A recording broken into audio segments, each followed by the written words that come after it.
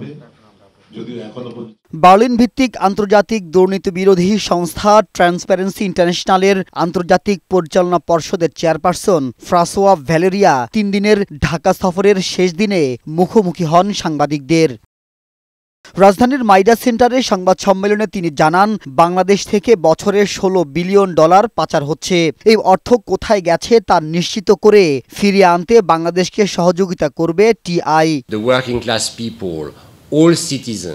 পাচার হওয়া অর্থ কোথায় আছে তা জানা জরুরি। নাগরিক সমাজকে জানতে হবে অর্থ কোথায় আছে এবং সেই অর্থ ফেরাতে নাগরিক সমাজের সংগঠনগুলোকে আইনি প্রক্রিয়ার অংশ হতে হবে।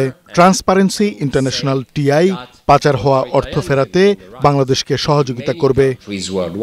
এ সময় টিআইবির নির্বাহী পরিচালক ডক্টর ইফতিখারুজ্জামান বলেন, গত 15 বছর অর্থ পাচার নিয়ন্ত্রণ করতে পারলে জিডিপি 1.4% বাড়ত। দুর্নীতির জন্যই রাষ্ট্র ক্ষমতা দখল করা হয়েছিল বলে মন্তব্য করেন তিনি।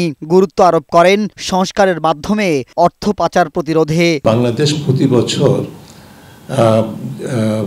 ফরেন ডাইরেক্ট ইনভেস্টমেন্ট, বিদেশি বিনিয়োগ হিসাবে সরাসরি বিদেশি বিনিয়োগ প্লাস ফরেন অ্যাসিস্ট্যান্স, এই দুইটা মিলিয়ে প্রতি বছর যে টাকাটা বাংলাদেশ বিদেশি বৈদেশিক সাহায্য এবং বৈদেশিক মুদ্রা হিসেবে পেয়েছে, বিনিয়োগ এবং বৈদেশিক সহায়তা, তার দ্বিগুণ হচ্ছে আমাদের $16 বিলিয়ন হারিয়েছি আমরা।